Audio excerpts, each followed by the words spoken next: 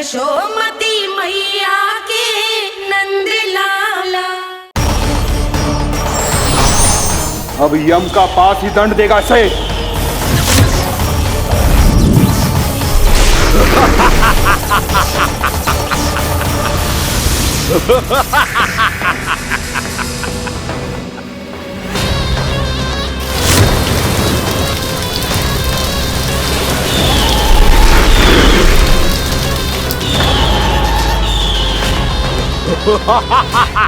तूने जल की धार को भले ही काट दिया हो दुष्ट, पर हिम में धार नहीं होती। अब मेरी हिम शक्ति तुझे जमाकर नष्ट कर देगी।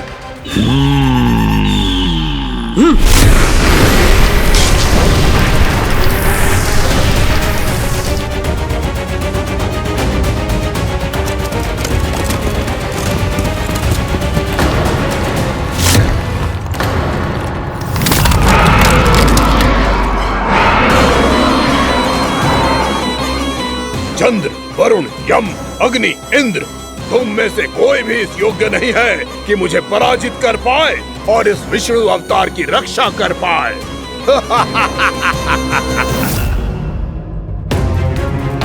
इस असुर को तो देवता कुछ ना बिगाड़ पा रहे हैं। अब क्या होगा खाना का? बकासुर, मैं अपनी किरणों की ताप से तुझे छलनी छलनी कर दूंगा।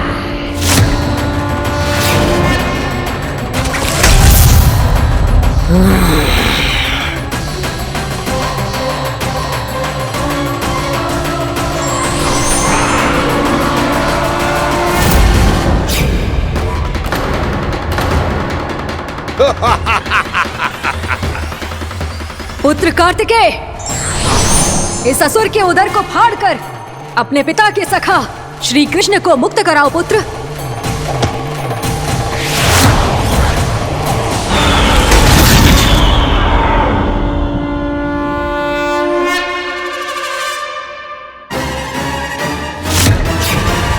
मैंने कहा था, तुम में से कोई भी मेरा बाल भी बांका नहीं कर पाएगा। तुम देवताओं का तो सामर्थ्य ही क्या, स्वयं देवों के देव महादेव भी मेरा कुछ नहीं बिगाड़ पाएंगे। कृष्ण को अपने उदर में ही पचा जाऊंगा मैं।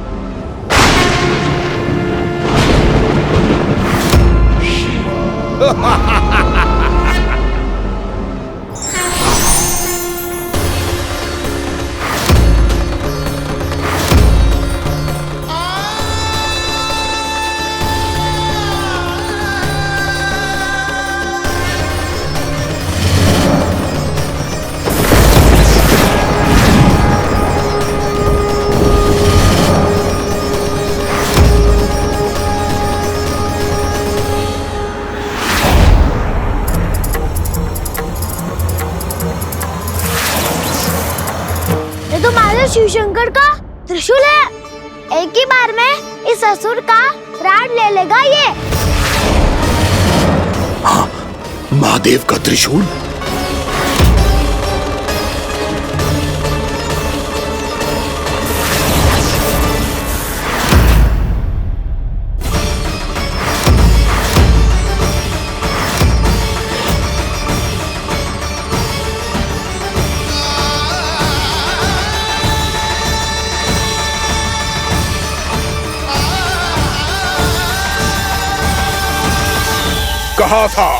कहा था मैंने, स्वयं महादेव भी मेरा कुछ नहीं बिगाड़ सकते। अजय हूं मैं, अजय।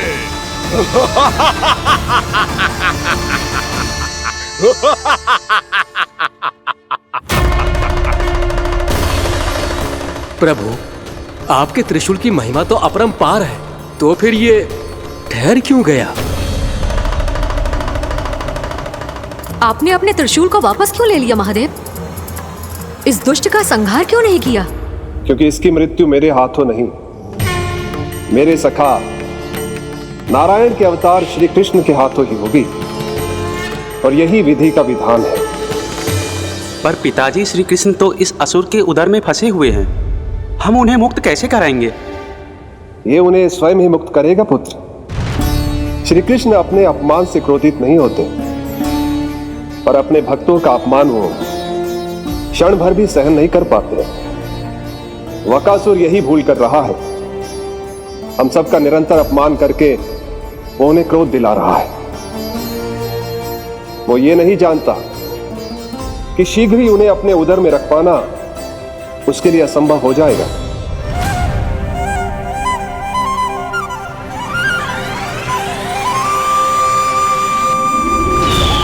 क्या हुआ महादेव? पराजित होकर भी मुस्कुरा रहे हैं। पर अब तो महादेव कहलाने के भी योग्य नहीं रहे आप। असफल देवताओं की इस अयोग्य सेना को लेकर चले जाइए यहाँ से। ना ये मेरा सामना कर सकते हैं और ना ही आप। मेरी शक्ति के सामने आप अक्षम हैं महादेव।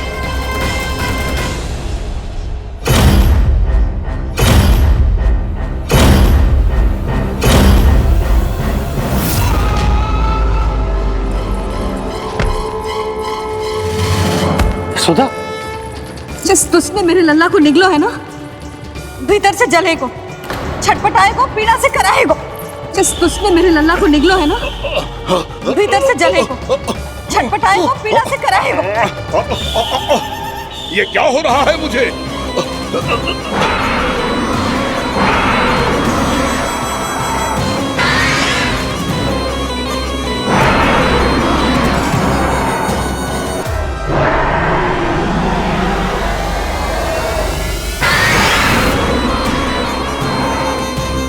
मुझे ऐसा क्यों लग रहा है जैसे भीतर से जल रहा हूं मैं? ये क्या हो रहा है मुझे?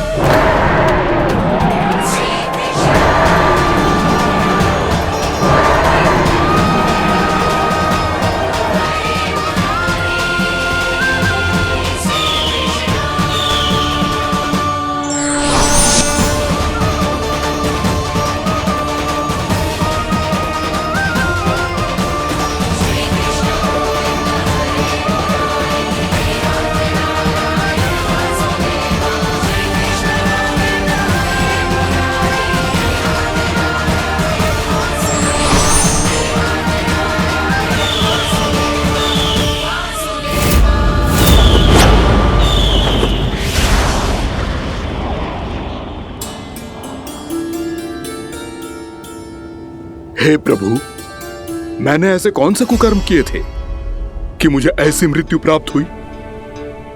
और ऐसे कौन से सुकर्म किए थे कि आपके हाथों से मुझे मोक्ष प्राप्त हुआ है प्रभु? में स्मरण करो, हे गिरीश की पुत्र वक्कासुर। स्मरण करो, कैसे अपने पिता की तरह अभिमान से भरे हुए थे तुम। स्मरण करो, कैसे हमें पराजित करने के लिए पूरी सृष्टि को संकट में डाल दिया था तुमने, और हमें विवश होकर पराजय स्वीकार करनी पड़ी थी। स्मरण करो, कैसे तुमने देवराज इंद्र का छत्र चुरा लिया था। पर यह सब भी पर्याप्त नहीं था वक्कासुर। तुम्हारे पापों का घड़ा तब भरा था जब तुमने देवी गंगा के जल में साधना करते हुए जजाली मुनि की तपस्या में व्यवधान डाला था।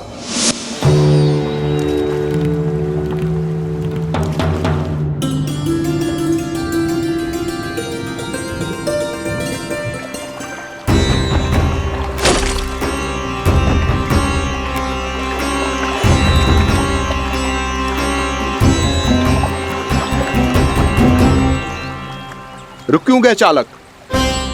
नौका को आगे की ओर ले चलो। आगे बढ़ना उचित नहीं होगा महाराज। यहाँ से कुछ ही दूरी पर जालजली मुनि तपस्या कर रहे हैं। तो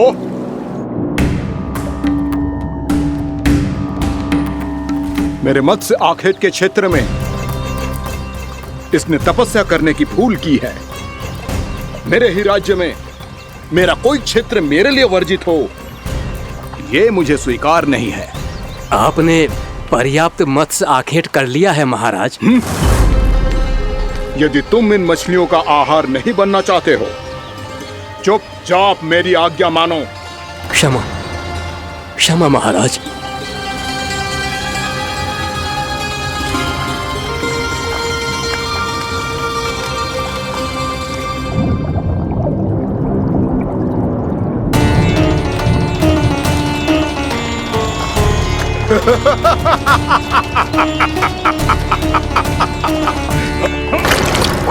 मुनिवर, रक्षा कीजिए, रक्षा कीजिए मुनिवर। हमारे प्राण बचाइए मुनिवर, मुनिवर हमारे प्राण बचाइए।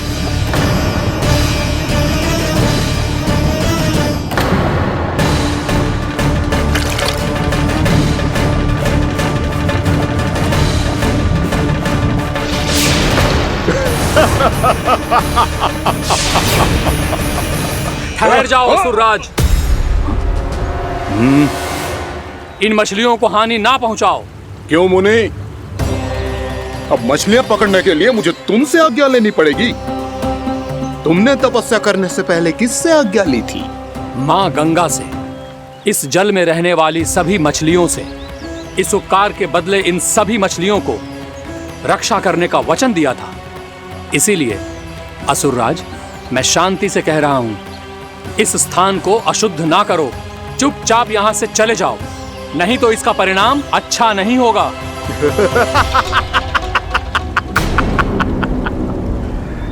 तुम जिन देवताओं की तपस्या कर रहे हो ना मुनि, उन्होंने भी मेरा कुछ नहीं बिगाड़ पाया था, और तुम मुझे धमकी देने का दुस्साहस कर रहे हो।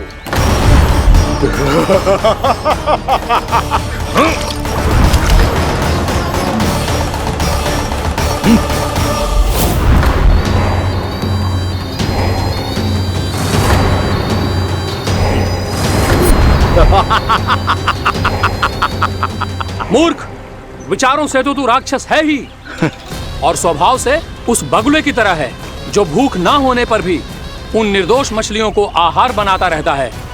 इसलिए अभी इसी क्षण से तू बगुला का जीवन जिएगा।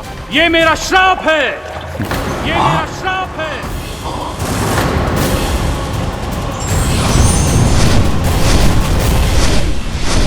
श्राप पाने के बाद तुम्हें आभास हुआ कि तुमने कितना बड़ा अपराध किया था, और तब तुम जजाली मुनि से क्षमा याचना करने लगे। तुम्हारे अपराध बोध को जानकर मुनि श्रेष्ठ शांत हुए और उन्होंने तुम्हें वरदान दिया। श्राप से मुक्ति का एक ही मार्ग होता है असुर, पश्चाताप। तुम्हें अपने भूल का पश्चाताप है, इसीलिए मैं तुम्हें वरदान देता हूं। तुम्हें मेरे श्राप से मुक्ति अवश्य मिलेगी। स्वयं प्रभु श्री नारायण के अवतार इस बगुले के देह के बंधन से तुम्हें मुक्त करेंगे।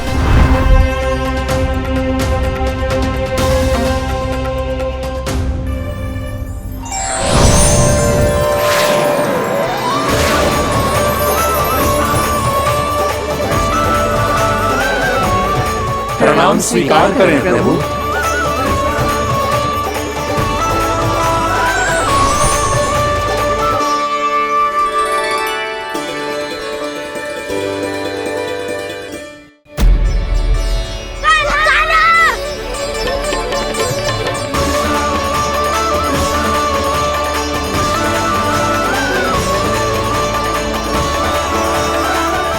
मुझे ना बताओ कि तुम सबने क्या देखो है, शायद जो देखो है, बस मैया से कछु मत ही बताना। कान्हा!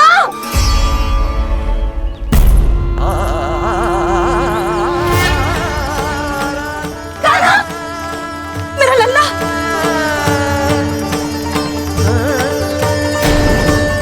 भानु बता रहा था तुझे कोई असुर पंछी निकल गया था। हाँ?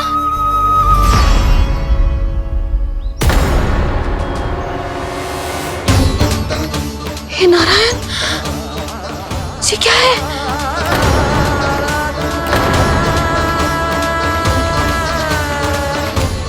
ये सब कैसे हुआ लल्ला? हाँ? कोई बताएगा मुझे ये क्या है?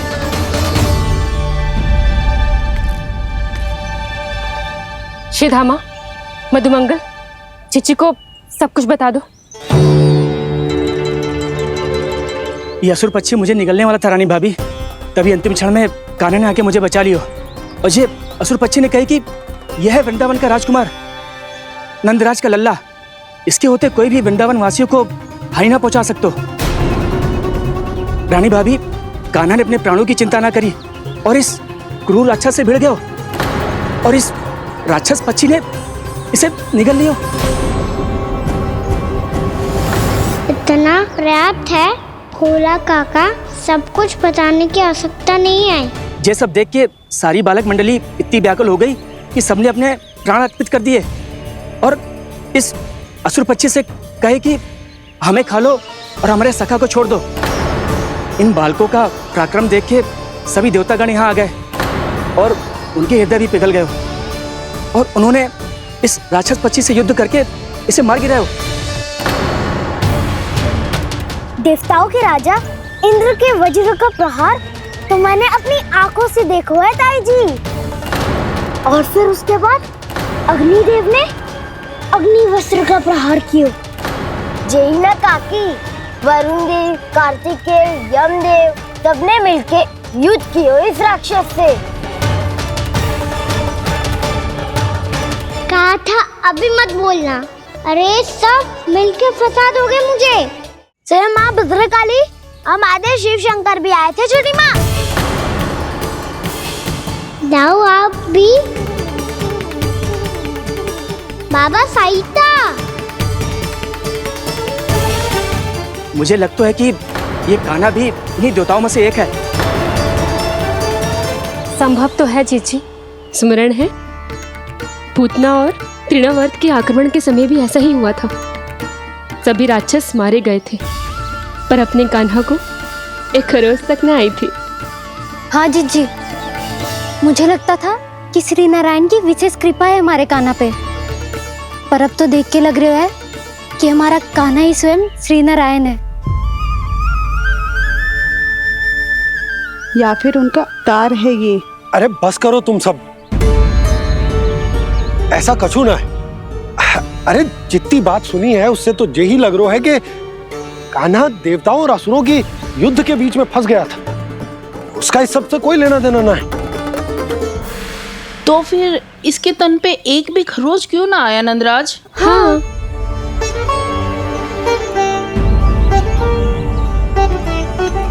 है काकी, खरच तो है। दिखा लल्ला। भैया बात पीड़ा आ रही है, कुछ करो ना। चिकोपिया भी ना अति करती है। श्री नारायण का अवतार हो तो इतनी तनिक सी खरोच पे ऐसे रो तो क्या? बस बहुत होगा। अब तो तुम सबने सीमा ही पार कर दी है। कभी से श्री नारायण बुलाते हो, कभी श्री नारायण का अवतार। तनिक कछु हो ना जाता है कि तुम सब कहानियां बुनने लगती हो। जे बस साधारण सा बालक है, मेरा लल्ला है जे, इसे भगवान मती बनाओ।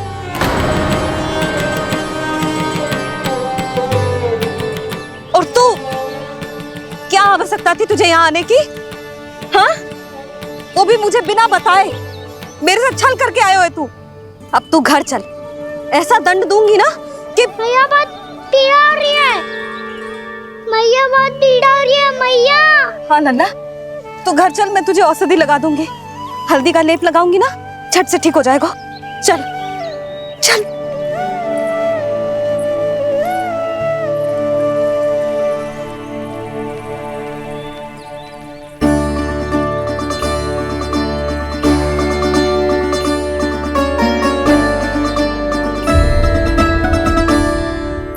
बस लल्ला बस, रो मत। चल चल चल, आजा। अभी औषधि लगाऊंगी ना, तेरी सारी पीड़ा लुप्त हो जाएगी। आजा आजा, बैठ जा लल्ला। अभी आई मैं। हाँ,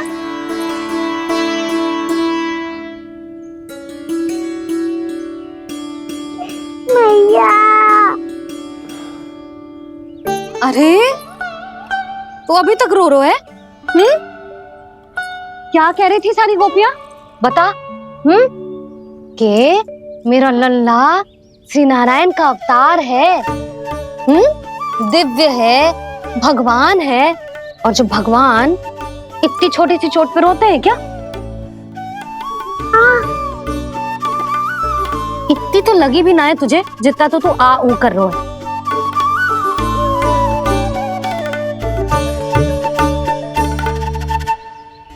आओ ना करूंगो, आप ऐसे दुलार थोड़ी करोगी। ओहो, वृंदावन का गौपालक जे इतनी छोटी सी चोट पे रोता है ना? गोप बालकों का मुखिया इतनी छोटी सी चोट पे रोता है? मेरा लल्ला तो सबसे शक्तिशाली है, जे इतनी छोटी सी चोट तो क्या बड़े बड़े राक्षसों से भी ना घबराता है। हाँ, एक बार में सबको समाप्त कर देता है कि ना? हाँ मैया, यदि कोई राक्षस वृंदावन की ओर तेरी दृष्टि करके आएगा तो सबसे पहले कान्हा को सुरक्षा में खड़ा पाएगा, फिर चाहे जो बाल बन के आए या बगुला बन के।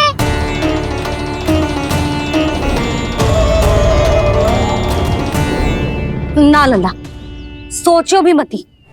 वृंदावन की सुरक्षा करना तेरा दायित्व ना है। तुझे और कोई संकट का सामना करने की आवश्यकता ना है। अभी तो मेरी पीड़िता का हरण कर रही थी, अचानक से क्या हो गया मैया को? कोई आवश्यकता ना है तुझे ऐसे संकटों का सामना करने की। आने दे आज तेरे बाबा को, सीधा सीधा बोल दूंगी। बहुत हो गए उनके तर्क वितर्क। मेरा फूल सा लल्ला वन में अकेले गौचारण के लिए ना जाएगो। आज बगुले ने निकल लियो, कल कछु और हो जाए तो? नारायण ना करे, कहीं कछु ऊंच नीच तुझे कछु हो जाए तो? मैं तो जीते जी मर जाऊंगी।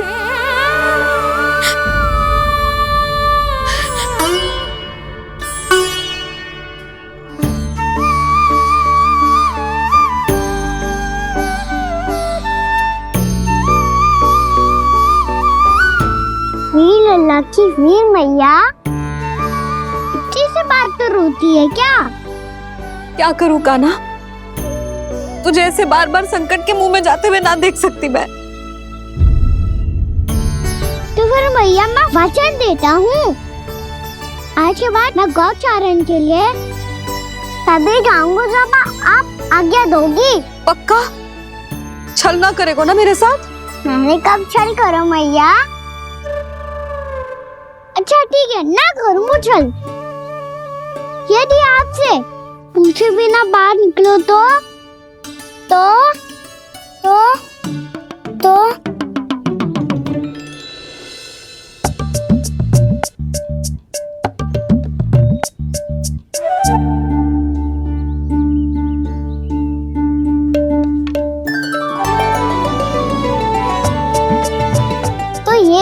छड़ी और ये रही मेरी पीठ। चेक देना तापर तोड़। ठीक है, जब तूने अपना दंड निर्धारित कर ही लियो है तो सोच ले, अब अगर तूने मेरी बात ना मानी तो तोड़ तोड़ छड़ी पड़ेगी, समझ आई?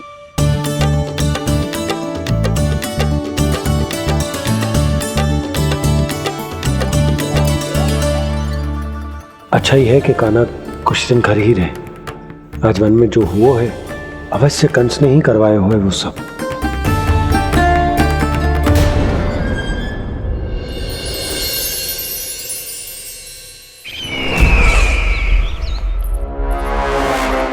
आपका ये धनुष तो सबसे अधिक शक्तिशाली था महाराज, ये कैसे टूट गया? कहीं ये बकासुर की पराजय का संकेत तो?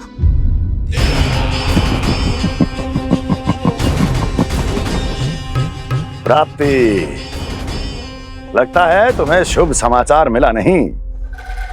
उस बकासुर ने उस विष्णु अवतार को जीवित ही निगल लिया है। अरे अब तक तो उस नन्हे से बालक को पचा भी चुका होगा वो। उसके तन में रक्त बनकर वो विष्णु अवतार और उसकी शक्तियां दौड़ रही होंगी। क्षमा कीजिए महाराज। क्षमा कीजिए, इस अशुभ से मुख से शुभ समाचार आने दो। माथे के बल को ढीला करो, चेहरे पर मुस्कान लाओ और कहो, महाराज, वृंदावन में मातम फैल चुका है। मैं ऐसा ही करता महाराज, यदि सूचना सत्य होती तो।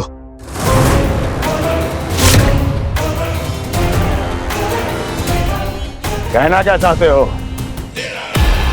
एक क्षण में सूचना उगलो, अन्यथा मेरा योद्धा बकासुर विष्णु अवतार की तरह तुम्हें भी जीवित निकल जाएगा। आने दो। बकासुर मारा गया महाराज, बकासुर मारा गया महाराज, बकासुर मारा गया महाराज। बकासुर मर चुका है? असंभव। असंभव। बकासुर ने उस बालक को निगल तो लिया था, पर उसकी सुरक्षा करने के लिए सभी देवता वहां प्रकट हो गए, पर फिर भी कोई बकासुर का सामना नहीं कर पाया। और फिर क्या हुआ? वो बालक स्वयं ही बकासुर के उदर से बाहर आ गया और उसकी चोंच तोड़कर उसकी हत्या कर दी।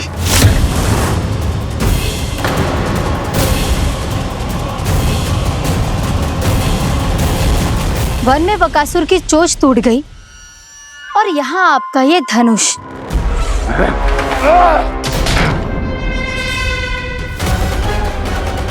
केवल नहीं टूटा तो आपका ये भ्रम महाराज। क्षमा कीजिएगा महाराज, आपका भ्रम टूटना आवश्यक है। आवश्यक है आपको यह आभास होना कि उस विष्णु अवतार को पराजित करने के लिए आपके साधारण योद्धाओं में वो सामर्थ्य नहीं है। अच्छा सर, पूतना, तृणावर्त, बकासुर, ये सब साधारण नहीं थे प्राप्ति, साधारण नहीं थे। फिर तो ये और भी अधिक चिंता का विषय है महाराज, क्योंकि इसका अर्थ तो यही हुआ कि वो विष्णु अवतार कुछ अधिक ही असाधारण है और उसका सामना करने के लिए और उसे मिट्टी में मिलाने के लिए आपको एक ऐसे अस्त्र की आवश्यकता है जो उसके सामने ना झुके और ना ही टूटे।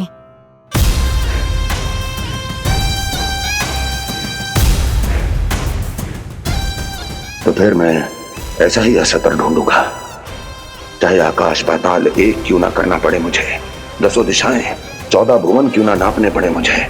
मैं उस अस्त्र को अवश्य ढूंढ निकालूंगा जो उस विष्णु अवतार के प्राणों की डोरी इस धनुष की तरह तोड़ सके।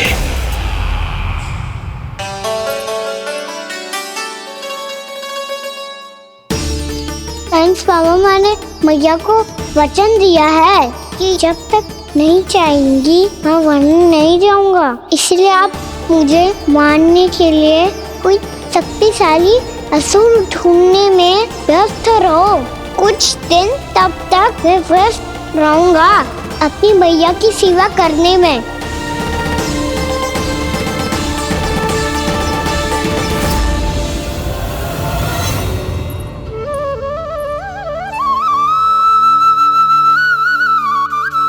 लो मैया, तुलसी जी को चढ़ाने के लिए जल।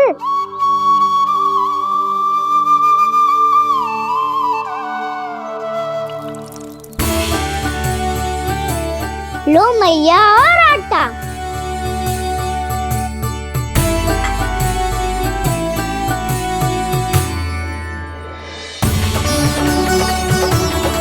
लो मैया, बेलन।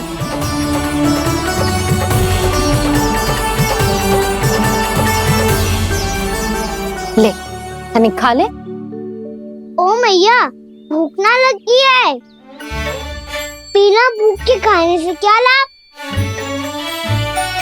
और तेरा जब पेट तो कह रहा है कि उसे भोजन चाहिए। और लाभ कैसे ना लल्ला? भोजन का लाभ है ना, तन को पोषण मिलेगो, स्वास्थ्य बनेगो, जो तेरी भुजाओं में शक्ति आ जाएगी ताऊ के जैसी, ताऊ से भी अधिक। तेरे जे केस भी लंबे हो जाएंगे। सच्ची मैया? सच्ची। माप के देख लियो नित्य दिन। तनिक खा।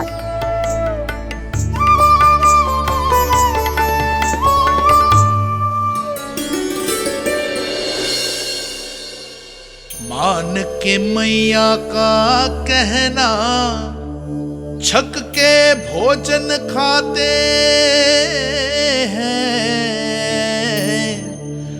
नित्य मापते भुजा केश, पर ज्यों का त्यों ही पाते हैं।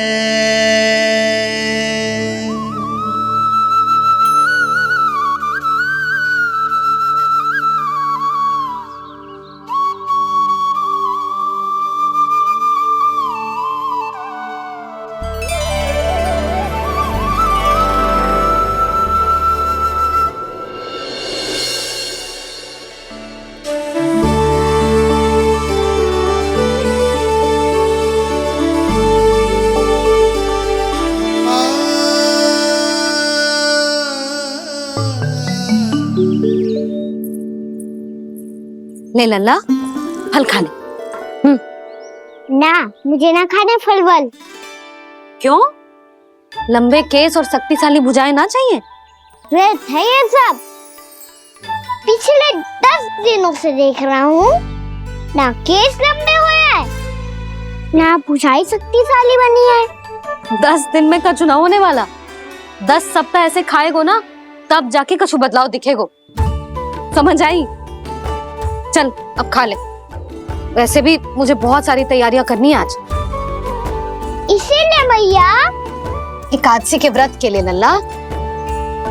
सुनो जी, सारी सामग्री आ गई? हाँ, तुमने जो कही थी सब ले आए हूँ।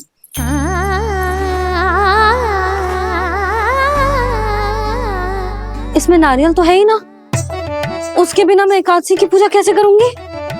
यशोदा, मैंने भोला से कह दिया, वो लेकर आते ही होगा। घबराओ मत। कैसे ना घबराओ जी, आपको पता है ना एकादशी का व्रत मेरे लिए कितना महत्वपूर्ण है। पता है। अरे इसमें तो दिए भी ना है। दिए ना है? अब मैं अभी लेकर आता हूँ। आप रहने दो, मैं ही लेके आती हूँ। भक्त भोला राम के यहाँ से? भक्त भोला राम? मेरा अर्थ है कुमार भोला यहाँ के यहाँ से। हाँ हाँ, वो ही।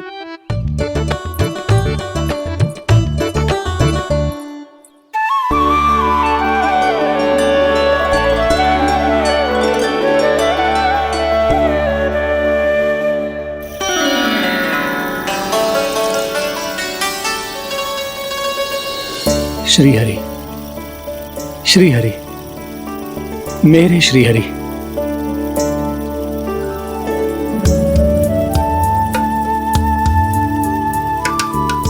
मेरे श्रीहरि। भोला राम, मेरी मटकी तैयार है? मेरे श्रीहरि। मेरे श्रीहरि।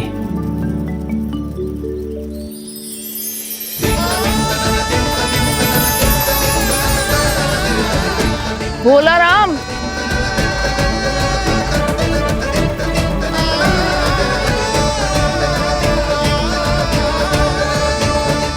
भोला काका, ओ भोला काका।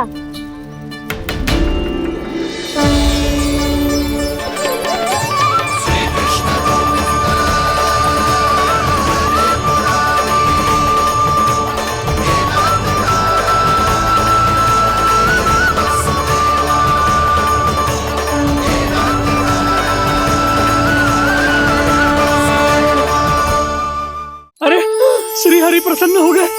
मेरे श्री हरि आ गए, मेरे भगवान आ गए। मेरे श्री हरि आ गए, मेरे भगवान आ गए। मेरे श्री हरि आ गए, मेरे भगवान आ गए। मेरे श्री हरि आ गए, मेरे भगवान आ गए। मेरे भगवान आ गए, मेरे घर मेरे भगवान आ गए।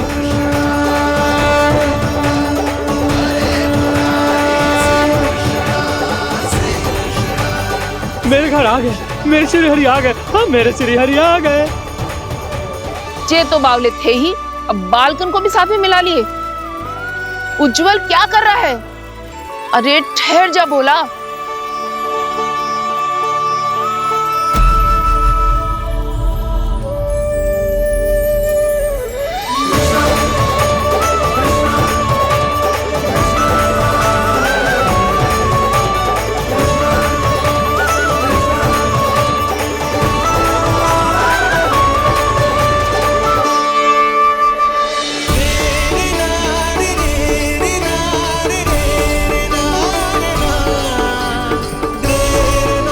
प्रेम से बुलाओ, आएंगे हरी भी।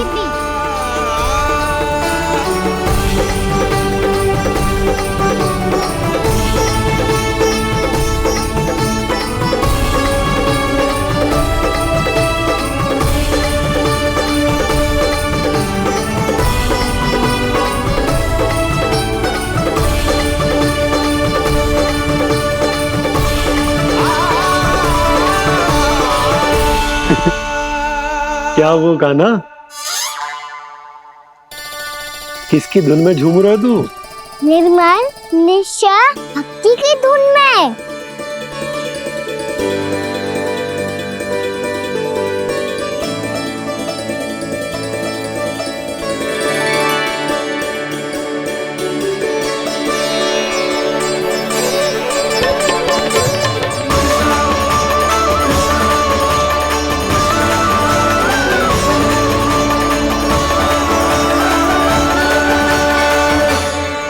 अरे क्या हो गया इन्हें? पावले हो गए हैं क्या? ठहरो, कोई आवश्यकता ना है ऐसे बावलों की तरह नाचने की।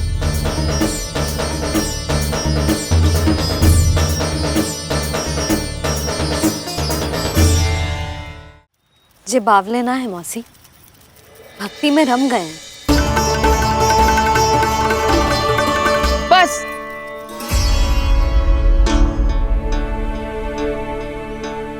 हम सब कब से खड़े हैं यहाँ, पर तुम्हें कुछ ध्यान ही रहा है।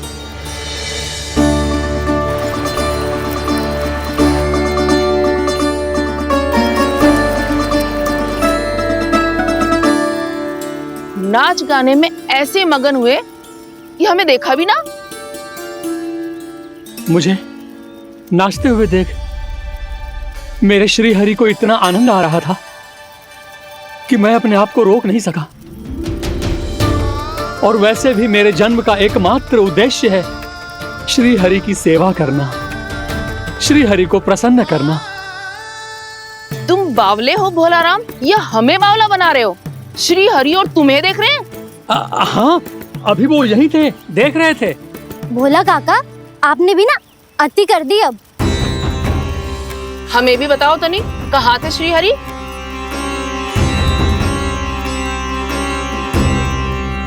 ना जाने अपना उपहास करवाने में क्या आनंद आता है इन्हें। देखो, अब तुम सच मानो या झूठ, लेकिन हमरे श्रीहरि यहीं थे, इसी चाक पर अभी। हाँ, लो सुन लो इस मूर्ख की बात। श्री हरि को और कोई स्थान ना मिलो जो इसके मिट्टी के चाक पे आकर बैठेंगे। श्री हरि को और कोई स्थान ना मिलो जो इसके मिट्टी के चाक पे आकर बैठेंगे। श्री हरि को और कोई स्थान ना मिलो जो इसके मिट्टी के चाक पे आकर बैठेंगे। जैसी मैया भैंसुरी लल्ला, दोनों का कुछ पता ही ना चलतो, कब किस बात पर प्रसन्न हो जाए और किस बात पर रुष्ट। अरे मैं भला असत्य क्यों बोलूंगा? अभी अभी यही थे श्रीहरि। हाँ,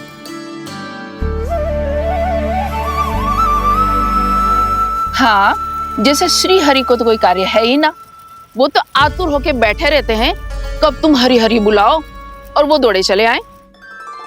भगवान तो भक्तों के पास आने के लिए सदैव आतुर रहते हैं, बल्कि सत्य तो यह है कि भक्तों के मन में ही निवास करते हैं भगवान।